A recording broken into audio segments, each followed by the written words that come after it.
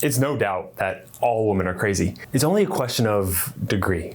W.C. Fields. One of the most common shared experiences men have with their wife when she's pulling away from them is what I call the dual mind narrative. This is her hot and cold nature. It's almost as if she can be two separate people at times. For a lot of men who are in the process of getting their wife back, this is a very common thing that occurs. They notice this duality when it comes to how their wife treats them versus other people. As an example, she may be kind to the waiter who brings her the food, smiling and saying thank you, and then turn and yell at you with a cold demeanor to hand over the ketchup a second later. Some men also notice this splitting nature of their wife toward themselves. She may have a great day with you and the kids at an outing, and then later that night, talk to you about a meeting with the lawyers to finalize the divorce with just that cold demeanor again. And she may say, I want to move out the next day, but then later that week, plan a trip with you and the kids on a family cruise. She may even say to you, it's over, I'm done. And then later that night, sleep with you in the same bed. For us logical and sane men, this can be quite confusing. If you don't know how to respond properly to your wife's mixed messages, you'll end up pushing her further away. Slowly, day by day, the cold, unloving, and hurtful self will amplify toward you more and more, like a virus infecting her heart,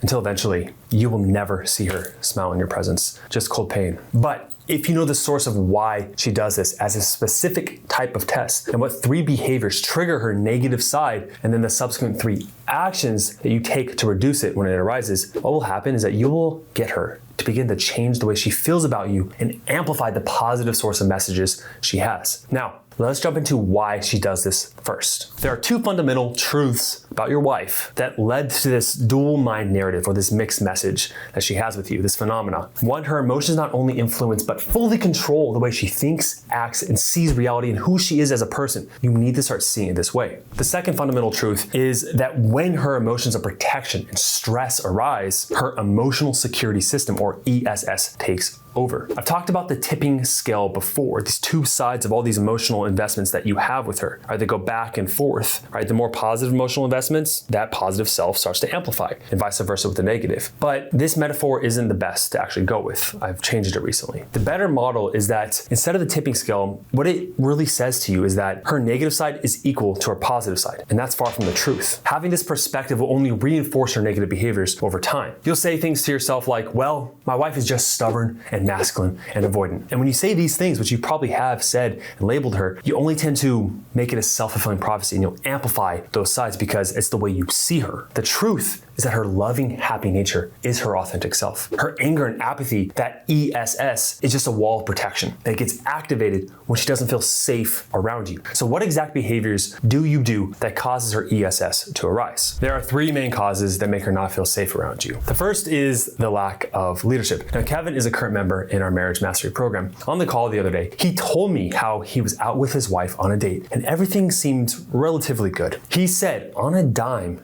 things shifted with her and he wasn't sure why. As he was recounting the night with me, he said it all happened when the waiter came by. He said his wife asked him what she should get to eat. He says, I don't know, what do you want? Then the waiter came, everyone ordered except for her. She looked at her husband with a blank stare. Kevin said, the last time I picked what you wanted, you hated it. Just get what you want. Now on the surface, this interaction seems harmless, but deep down, his wife was looking for her husband to help with a decision that he backed out of. He lost the opportunity to step up for his wife to make her life a little bit easier. The second is the lack of integrity. In her subconscious mind, when I don't do what I say I will do, it creates this lack of trust and safety in her system. That's why it arises. Now, the third point is your ESS system. There are times when your protector takes over. Most often, your wife will say or do something that makes yours come out. It's oftentimes a criticism, makes you not feel good enough, okay? Now, because most men I work with have more anxious type, your fear is the fear of being abandoned.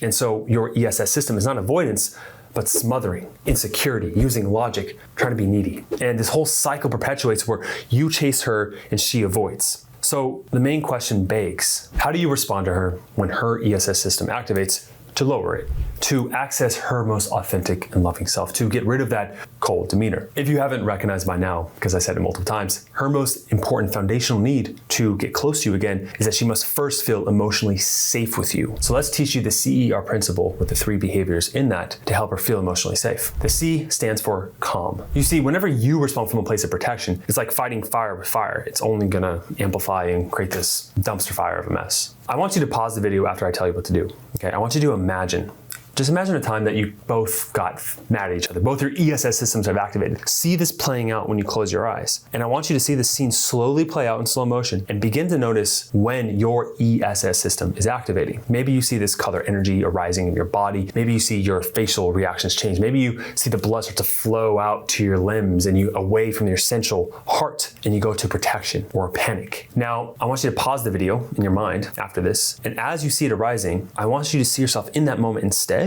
taking 4 calm, deep breaths in your nose and out your mouth. Just 4 of those. Because let me tell you something, when you're fighting with her, it never hurts to just pause, calm down, and not react. Instead, you want to act. That's what an apex male does. You see, when her ESS system is activating, it's shooting this negative energy toward you. And if you don't have this force field of calmness, it'll infect you, go inside of you, and then you'll respond with the same energy and kind. But remaining calm, taking those deep breaths is like cultivating this force field, this emotional force field that's blocking her energy and allowing you to choose what you want to do instead. The E stands for empathy. Now this one cannot be overstated. I'm actually currently working with a one-on-one client in the program. Let me read to you exactly what he said. He did this guided ceremony where he was able to see literally himself in his wife's shoes, and it actually made me motivated to share this with you so you can use the same technique. Because when I say the word empathy, a lot of people think it's just a word, right? Just like love. Love can mean different emotions to different people, and you felt love at different levels with different people with different things. So when I say the word empathy, here's what I mean. He said, so last night I had a revelation, a journal about this. But what I found is that I was able to really, literally, physically embody and spiritually embody, emotionally embody my wife, and to feel what it was like to have sex with me, but lay next to me and be her. And it was a crazy experience. So much I was able to look over and see me in the bed laying next to her and see what a piece of crap I was and caring and supportive. Just not a person that I want to be around. Until now, I was a shitty husband. On the positive side, I was able to find a part of me that I've been missing for 17 years. Now, he was a little hard on himself, but the point is that he was literally able to embody his wife and see what it was like. Because a lot of guys say, Josh, yeah, I get it. I understand how she feels. I understand what it would be like. To what degree? To what degree did you really take the time to put yourself in your wife's shoes, to be her, to know all of her personal upbringing, to know how it feels to be always scared that when you were yelling at her or shutting down, how just disconnected from you she felt. Don't beat yourself up about it, but really imagine it. Take the time to do that. One final analogy I want to give you when it comes to empathy is I want you to think of it like this. Imagine that you guys are on this stair steps, right?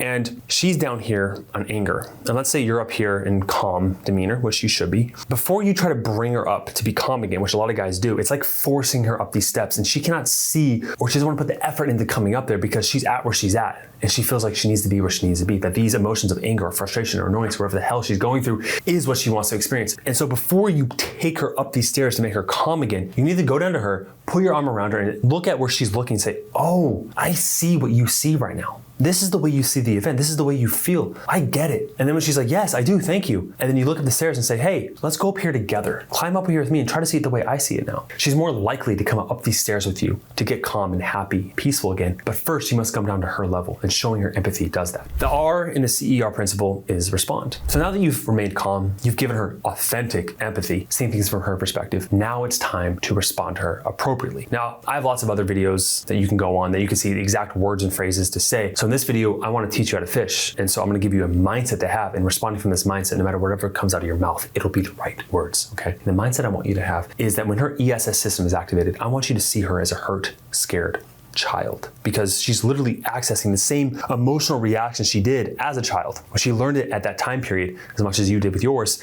So when you see her that way, it allows you to be more calm and compassionate toward her. If you have a daughter or a son, when they're upset, I hope that you are a little bit calm and compassionate, and you're not like saying, you shouldn't feel this way, or why are you pissed off? You're trying to use logic to make them not upset anymore. It's just they're a child, they're hurt, they're upset. You just want to be there for them, right? And so you respond from that perspective. This isn't demeaning toward her. This is actually you showing up more calmly and assertive and confident and loving when you see her from that perspective. And so when she activates her ESS, responding to her from that perspective is the best way. Now, if you're on this journey of getting your wife back, but she isn't really reciprocating, you're doing it by yourself, there's a whole video I created on how to get your wife back by yourself. I check that video out right now on the screen. If you are new here, press subscribe, smash the like button if you love these videos, and I will see you in the next one. Cheers.